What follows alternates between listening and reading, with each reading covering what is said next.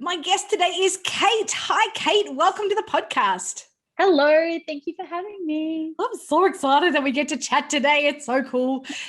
Kate, we first met years and years ago. It feels like it's a while. So do you maybe want to tell us a little bit about yourself, your business, and who you help and that kind of stuff? Yeah, sure. So I think it was about 2016 when I came across you guys and saved me. I'm a remedial massage therapist. I mainly treat busy mums and generally women. I still see a few blokes in my clinic, but they're generally often the partners of the women I treat. I really love, helping those busy mums actually just take some time for themselves and rediscover life. So that's pretty much what I do. I've just started branching out into coaching and designed an online program. But yeah, mainly for me, it's still happening all in clinic at the moment. Yeah, that's beautiful. So tell us a little bit about like that niche particularly. Obviously, I know kind of the background, but for those that are listening or watching in today, how much of your niche sums up you and your life? Probably 100%, which is generally, I think, the way we often roll. We tend to want to help people through struggles that we've already had previously. And I guess mine came about when I think back to when my kids were really, really little, and just life was, I guess, so much harder than what it is now. Like my kids are all around teenage level. I've got 2 stepsons who are grown and got their own children now. And I guess seeing the struggles that we've had previously, especially now, how much we're able to help our grown sons navigate their relationships and their time with their kids and things like that, it's become really helpful. But I guess that's what I wanted to be able to do in my business, is just be able to help people get to that easy part more quickly. Yeah. Because certainly we went through really bloody hard financial struggles. We had certainly some times in our marriage that weren't great, probably as a result of those financial struggles. And I think just over the years together, we've learned to communicate better as a couple. I'm blessed that I have a really amazing, beautiful man that I'm married to, and we're coming up to 18 years of being married now. Yeah, so I guess it was sort of a combination of all those things, all the struggles that we had been through previously, and no doubt we're not done yet. There's probably still plenty down the road, and bring it on. We'll face it head on. But I guess it was just seeing those struggles that we've already overcome and learning to use those in order to be able to help other people, get over their bumps in the road a little bit more efficiently. Yeah. And that time of life when, whoever the caregiver is, mum, dad, carers, whoever it is, looking after small people. I've got now teenage kids, and they're a stretch at times because teenage kids are, but a stretch in a whole different way to littlies and little kids running around and babies and all that kind of stuff. Yeah. We had 4 in 5 years. We had 2 businesses on the go at the time. And yeah, it was just, there was a lot going on, my kids, we had 4 in 5 years. So, I wouldn't change that for the world. I love seeing how close they've grown up together. But certainly when I look back, I was like, oh my gosh, part of it is a bit of a blur. There's a big chunk of my life that I don't remember that much because it was just all about the coffee and the swing set and going to the park and probably feeding them Vegemite sandwiches and chopping up a lot of watermelon. Yep. And I had really good sleepers. Like, I don't know how people who don't have good sleepers, how they cope. But mine were pretty good sleepers when I look back at it. Nice. That's not something that many people can claim to. So no. In 5 years, all good sleepers. Nice work, Kate. We might need to do another podcast episode on how did you get your 4 children to sleep. Let's talk a bit about that. Like, what kind of challenges did you face, or have you faced in business, considering yourself and your husband both self-employed, running 2 businesses in all of that? I guess, what are some of the struggles or challenges that you guys have faced together? Yeah, so previous incarnation to me being a massage therapist. So I'd studied massage when I was almost straight out of school. I think I had 1 year where I did a business administration course first. Then I went off to study massage.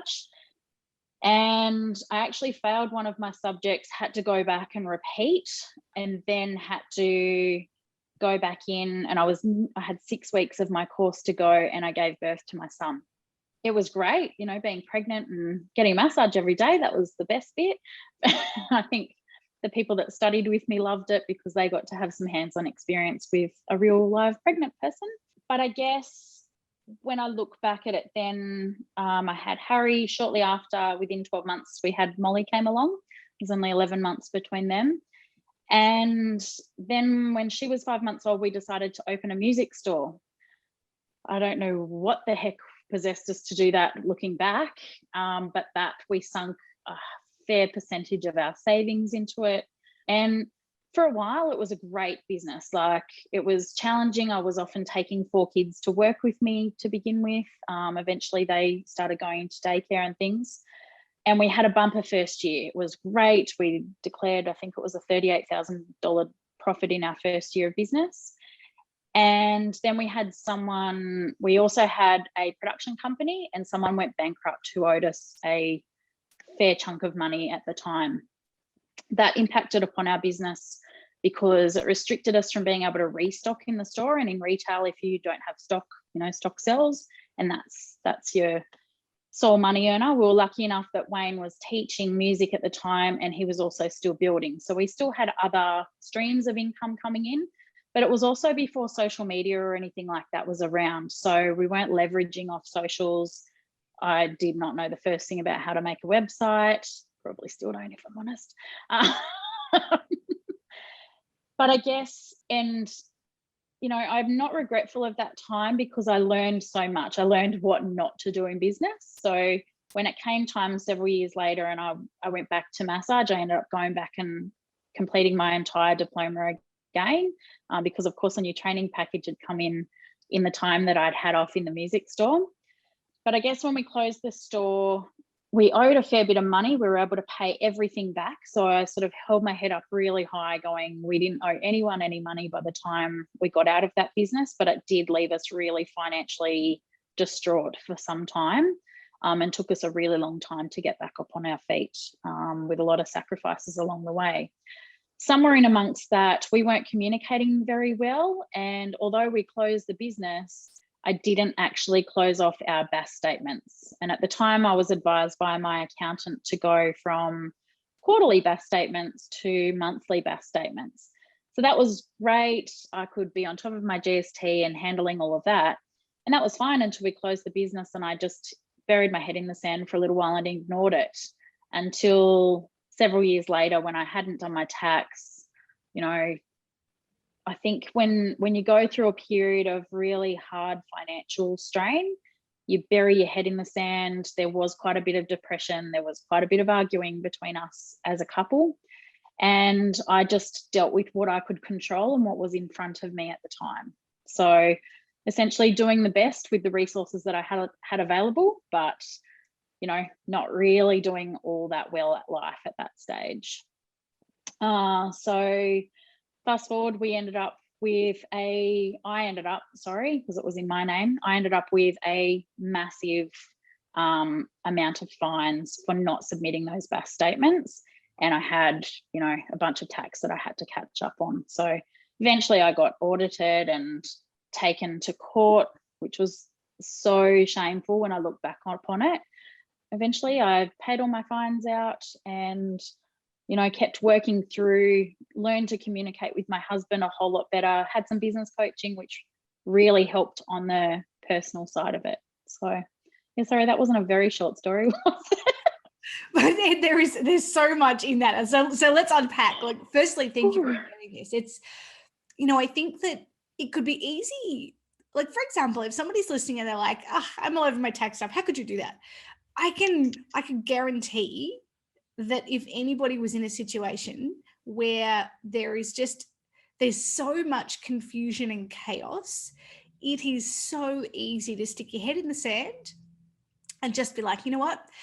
No one's hassling me. I'm not getting calls from the ATO. I've got enough stuff going on over here. There's a bunch of shame, stress, tension, that kind of constriction that can happen even in our relationship and in everything. I was in survival mode, basically. So feeding my kids, keeping a roof over our head, waking up every morning and actually interacting with people, they were pretty much my priorities. Anything else just got pushed to the side until I could deal with it later, or until someone made me deal with it later. So tell us about, what was it like when you were still in sort of buried head in the sand, maybe not quite so, what would I say, like maybe not so quite drowning in all the stuff, but still not having that accountability yet. So I'm sure there would have been a period where it's like, okay, I'm no longer in ridiculous survival mode. I know I'm still ignoring that, but no, again, no one's chasing me. I'm not getting calls from the ATO. So I'm just kind of going to stick that to the side. What was that process like for you? In terms of coming to that realization that I needed to do something, do you mean? Yeah, I guess I'd started having some coaching with you and James, and there was an element in it. At that stage, I wasn't a member of my association because, I kind of went, oh, what do I need that for? Like, it's just another thing I've got to pay out for, really. Fast forward now, I've seen the value in being a member of an association, especially now that we've been facing COVID. But yeah, I guess I went from that stage of just, doing the things that I had to do to survive. Some days it was, I can remember not being able to get out of bed. And, there was probably several mornings when my kids were late for school because, sleep was the only thing I could handle at that stage. Didn't think I'd get all choked up about this. It's a pretty full-on thing, Kate. It's a really intense time of life, and there's a lot of, like, my feeling is, as I'm listening to that, is the kind of secrecy, and as Brene Brown talks about, the secrecy, I mean, shame needs three things: secrecy, silence, and judgment, which if that was what you were holding to yourself, all I can imagine is that it would have been the tape that it was running. Was like, I have to hold it to myself. I have to keep it together. I am so not keeping it together, but I'm not going to tell anyone else. I'm just going to hide it all in here and kind of. I'll just put the mask on. Happy mom.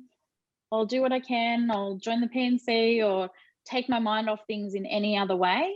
I guess learning to move forward, even when I did go and open my massage business, there was certainly things that I went, oh, okay, can't go into a building that's got hugely high rent because that sunk us last time, or that was one of the levers that sunk us last time.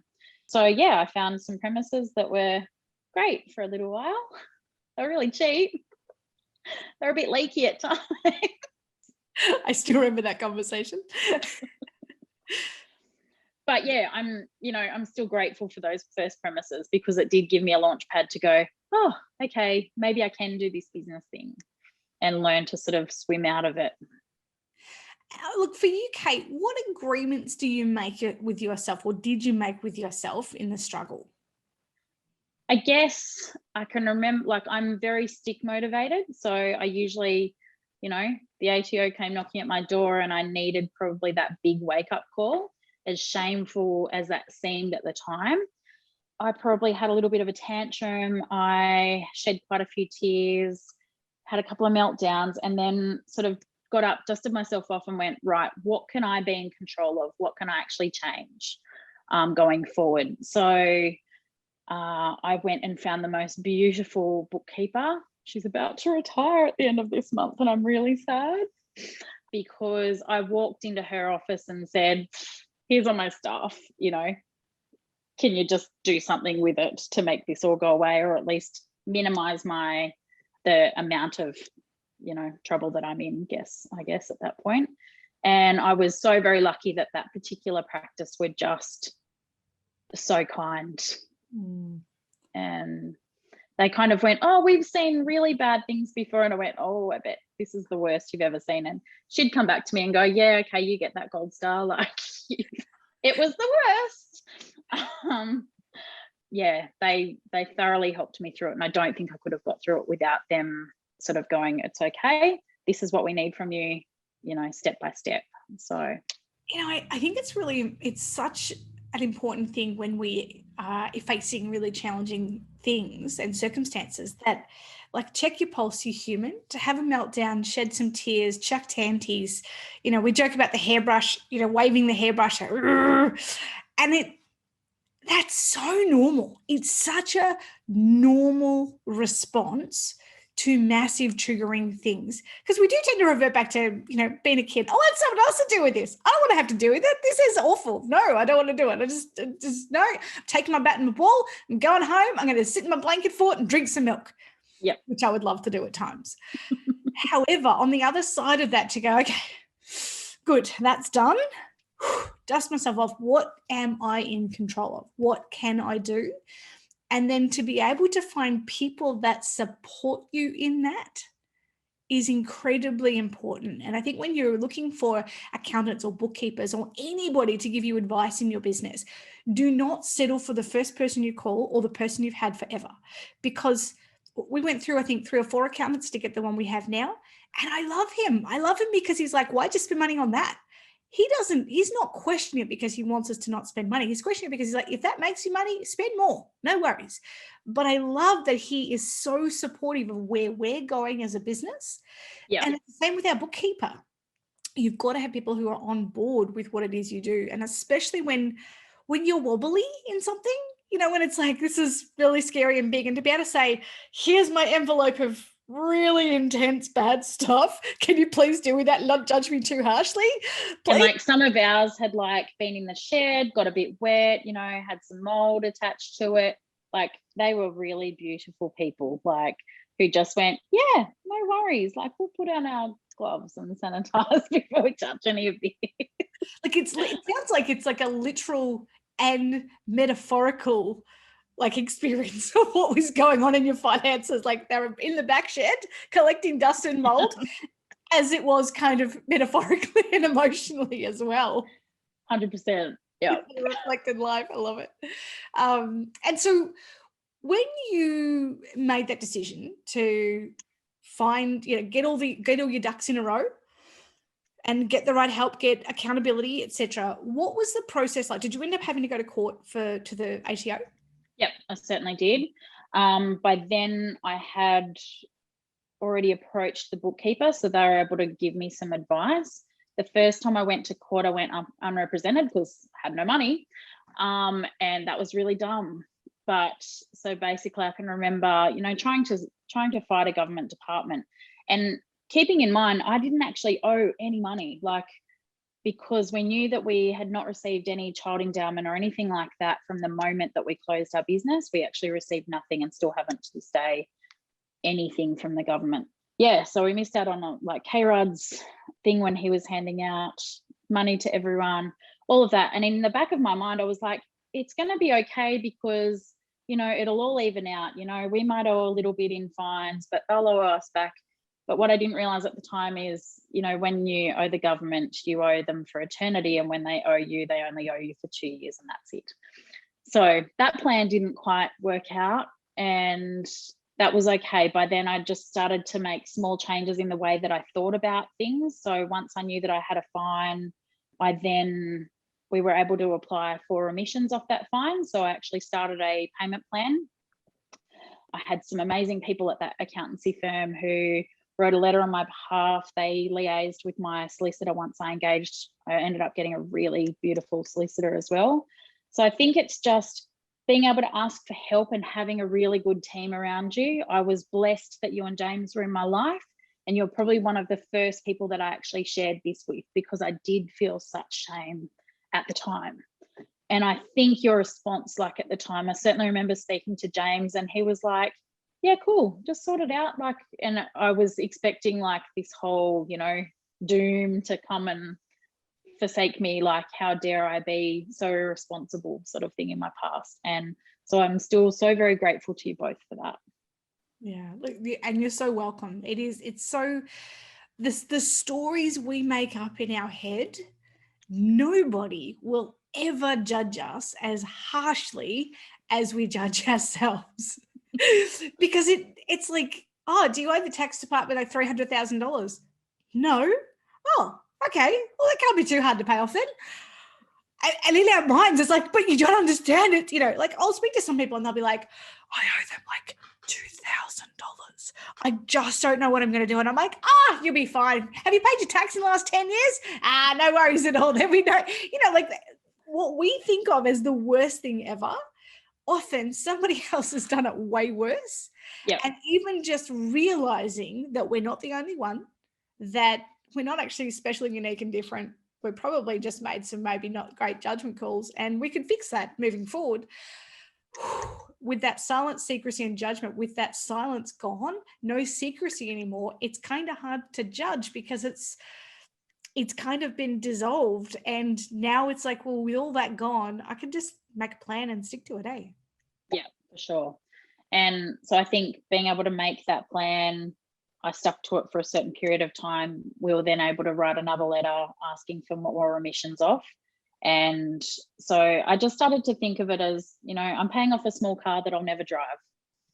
And that was okay, because I was like, I could pay off a car and bring it and maybe have it not be insured and therefore be in the same position. So I just started to think of it like that. Nice. Did it hurt every week coming out? Hell yes, like for that time. But I also think it made me a better saver going forward, and it certainly put me in a better position to advise my kids on their savings plans. So they've three of them have got jobs out of my 4 younger kids. And yeah, we made just, I started to look at things like Barefoot Investor and Profit First and create a plan for their savings going forward, because it was so important to me that they don't end up in that position. Yeah. Look, those boundaries we get to teach our kids, and the life lessons that they can, as teenagers, they can choose to learn from should they wish to, because heaven forbid we try and tell our teenagers that we know anything. If you catch them young, I have found that helps. And also if you kind of like, bribery will get me everywhere. So, and choosing your moments. That's right. Yes, choose those moments, because when they're on the snappy snap thing, that's not so good. Apparently I'm too cringe when I call it that, but that's okay. Being able to use the challenging scenarios that we've experienced in our lives and actually then set up better structures and systems and legacy for our kids is such a profound thing. Yep. Because Absolutely. most of the time we learn our behaviors, our financial behaviors, usually it's just inherited unintentionally by our parents. I'll say crappy spending habits or crappy saving habits. As somebody who, I had all sorts of fabulously, wonderfully unresourceful behaviors modeled to me through all of my family, I think at every different level, whether it was being ridiculously stingy with what people own, or ridiculously flamboyant with what they had and giving it all away, or, spending everything you've got, or going bankrupt. Those habits and behaviors tend to just stay with us unless they are challenged on some deep level. And when we make those changes, again, what I love about this is you can't unlearn it. You can't unlearn how to be resourceful with money. Once you know, you can't be frivolous with it anymore, because it's like, it's too important. It's too special. And I want to, a wealthy woman knows what she's doing with her money. So a wealthy woman knows what she's doing with her money. This is what a wealthy woman looks like. I know where it's going, and I'm going to teach my kids how to do that too. Yep. Yeah, I wouldn't say that I'm not without struggle where it comes to money yet. It is a work in progress, and there's still always new things for me to learn and behaviors for me to break and all of that. But I'm certainly way further ahead than what I was a few short years ago. Yeah, in that regard. Yeah. So I guess what do you think has been the greatest impact you've had on the world because of this challenge, Kate? Being able to help people not feel shame about things that they might have made a mistake with, I guess. Like, there's certainly been times in clinic now where someone's talked to me about something, and it might be, starts off as a really tiny little share, and I go, yep, I had this happen to me, and they suddenly go, oh, okay, suddenly my thing seems way less important. Or it might be the opposite. Their thing might be really big, but just being able to have someone to share that with who doesn't judge them for it, and just, meets them where they are, I think is actually really, really special to be able to have gained out of that.